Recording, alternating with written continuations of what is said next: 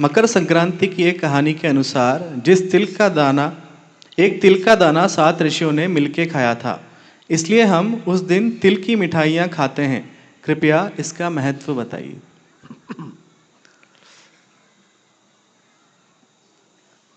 अति छोटी सी, अति छोटी वस्तु है,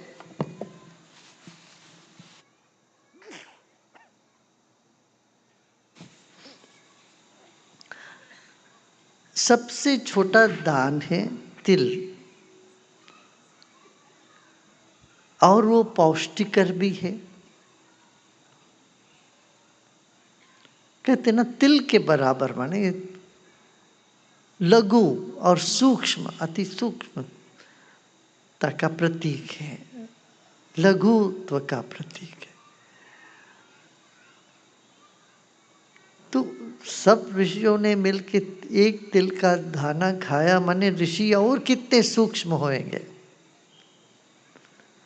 माने इतने सूक्ष्म जगत से हमको जोड़ने के लिए हमें भी सूक्ष्म होना पड़ेगा।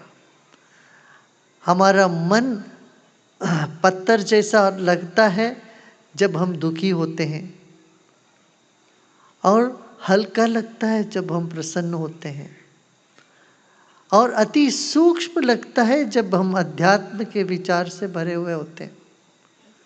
और ऋषित्व की प्राप्ति में हम अणु के जैसे होते, अणोरणीयान, अणु से भी छोटे अणु जैसे होते हैं।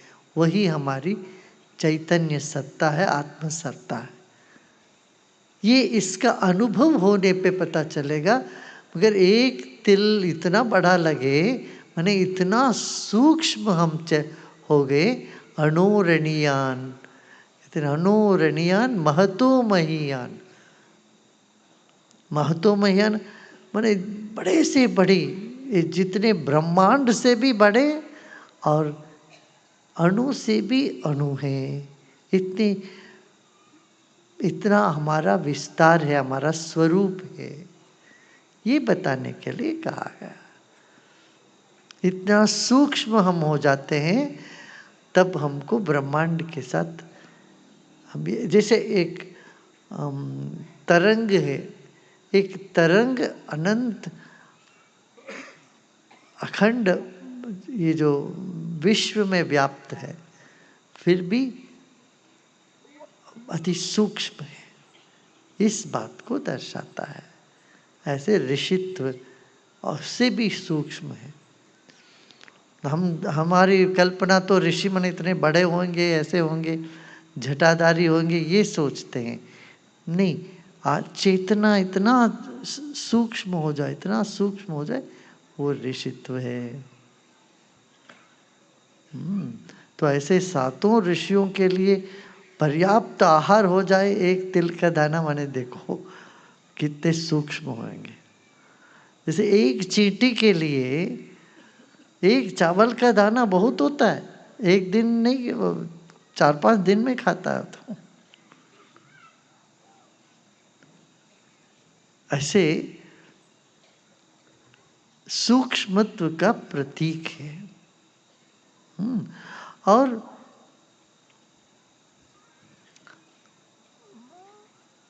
तिल वैसे लोग लेते नहीं हैं, क्योंकि ये शनि देव का प्रतीक है, और तिल का ही तर्पण देते हैं। तो फिर दान में श्रेष्ठ दान भी माना गया है तिल का दान। माने बड़ी बड़ी चीज देने से सूक्ष्मता, माने इतना भाव से जुड़ जाओ सबसे, ये है इसका मतलब, प्रेम से जुड़ जाना। अच्छा, फिर वो सिर्फ तिल कोई नहीं लेता, गुड़ के साथ सब ले लेते हैं। मधुरता, इसलिए तिल और गुड़ साथ में देते लोग।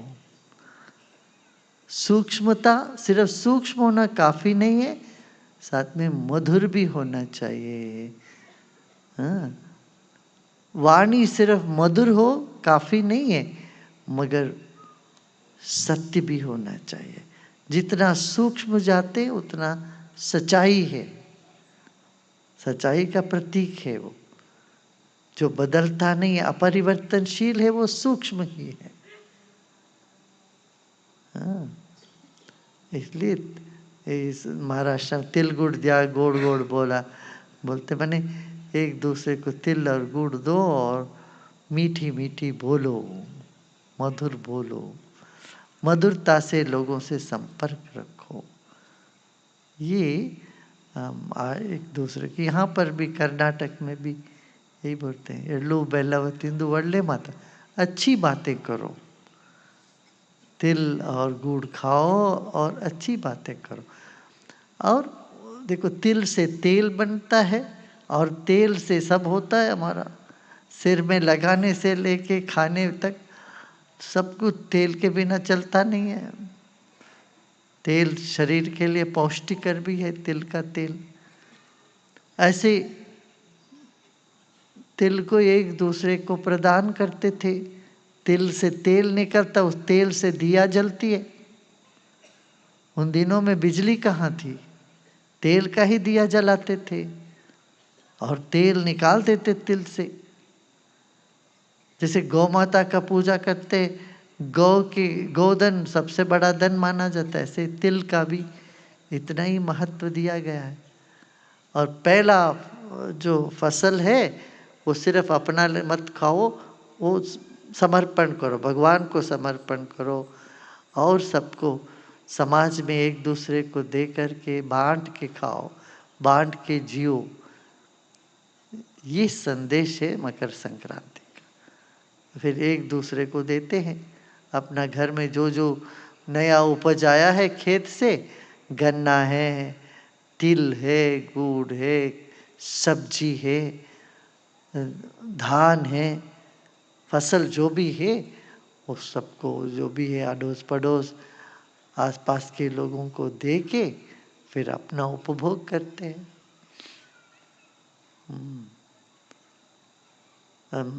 तमिलनाडु में भी यही करते क्या,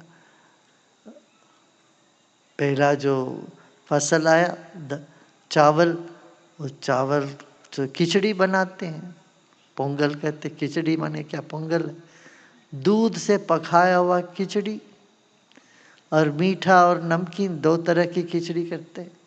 और उसमें हल्दी डालते हैं उसमें,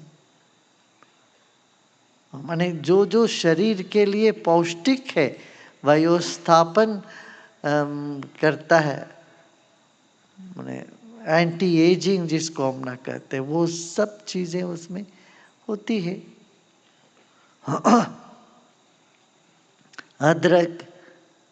अदरक हुआ, ये हुआ, हल्दी और चावल दाल, ये सब पका के और सामूहिक तरह से पकाते हैं और सूर्य देव को उसको समर्पण करके सूर्य को धन्यवाद देते हैं। ये मकर संक्रांति का वो मुख्य बात है।